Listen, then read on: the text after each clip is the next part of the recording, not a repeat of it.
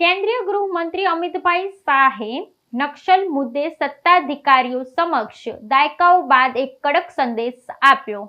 આગલા વર્ષે માર્ચ સુધીમાં નક્સલવાદનો નાશ કરવાનો સરકારનો નિશ્ચય પુષ્ટિ કરતા તેમણે જણાવ્યું કે નક્સલીઓ માટે કોઈ યુદ્ધ વિરામ જરૂરી નથી, માત્ર શસ્ત્ર ત્યજો, ત્યારે એક પણ ગોળી ન ફૂટે। નવી દિલ્હીમાં યોજાયેલા નક્સલ મુક્ત ભારત વિધાન સત્રમાં અમિત શાહે કહ્યું, જો કોઈ નક્સલવાદી આત્મસમર્પણ કરવા તૈયાર હોય, સરકાર તેમની પૂરી સંભાળ લે છે અને પુનર્વસન માટે યોજના છે। અમિત શાહે વધુમાં ઉમેર્યું કે સરકારે છેલ્લા દાયકામાં સુરક્ષા બળો સામેના હુમલાઓમાં 70% અને નિર્દોષ નાગરિકોના મૃત્યુમાં 85%થી વધુ ઘટાડો લાવ્યો છે। તેમણે જણાવ્યું કે ખોટી વ્યાખ્યાઓ અને વિચારો દ્વારા દેશના વિકાસને રોકવામાં આવ્યો છે, જેનું મુખ્ય કારણ રેડ ટેરર છે, જેથી સરકારે સુરક્ષા કામગીરી ઉપરાંત વિકાસ કાર્યક્રમો અને રાજકીય સંલગ્નતાને મહત્વ આપ્યું છે।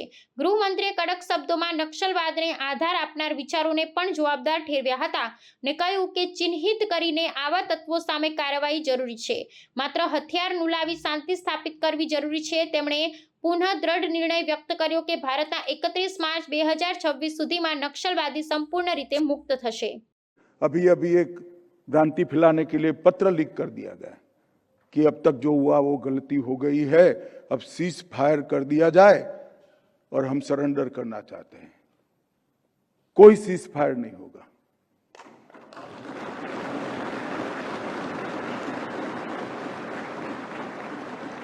और मेरे वाक्य को मैं एक्सटेंड करना चाहता हूं, सरेंडर करना है तो सीज फायर करने की जरूरत ही नहीं है।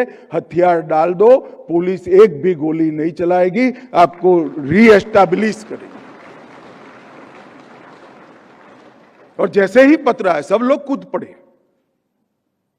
हमने ऑपरेशन ब्लैक फॉरेस्ट करा है। ये सारी वामपंथी पार्टियां अब तक ये वामपंथी हिंसा से कन्नी काटती थी सार्वजनिक रूप से, मगर जैसे ही ऑपरेशन ब्लैक फॉरेस्ट हुआ उनकी सारी छद्म सिंपैथी एक्सपोज हो गई। उन्होंने पत्र लिखा, प्रेस नोट दिया कि ऑपरेशन ब्लैक फॉरेस्ट तुरंत बंद कर दिया जाए। वामपंथी राजनीतिक रजिस्टर्ड दलों ने प्रेस नोट दिया, सीपीआई और सीपीआईएम ने दिया है। क्यों भाई, क्यों बचाना है उनको? और कब तक गरीब लोगों पर जुम? अभी इसके पहले आपने देखा विजय भाई मेरे घर पर पीड़ितों को लेकर आ रहे थे, पूरी रात सो न पाए ऐसी स्थिति हो गई थी। किसी बच्ची का पैर उड़ गया, किसी किसान का पैर उड़ गया, किसी का माँ बाप दोनों मर गया। कौन जिम्मेदार है इसके लिए? वो भी तो ट्राइबल है। और उनके ह्यूमन राइट के लिए क्यों एनजीओ आगे नहीं आते हैं? ये आर्टिकल बड़े बड़े लिख कर हमें एडवाइस देने वाले सारे लोग, वो विक्टिम ट्राइबल के लिए कभी एक आर्टिकल लिखा है क्या? वो मानवीय नहीं है, वो भारत का नागरिक नहीं है, वो ट्राइबल नहीं है। इसकी चिंता क्यों नहीं होती है? आपकी सिंपैथी और संवेदना इतनी सिलेक्टिव क्यों है?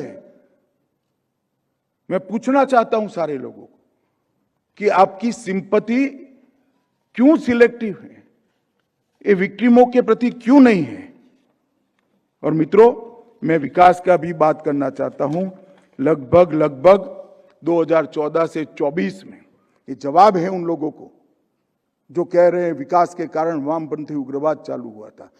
वामपंथी उग्रवाद विकास के कारण चालू नहीं हुआ था, वामपंथी उग्रवाद के कारण विकास रुका था।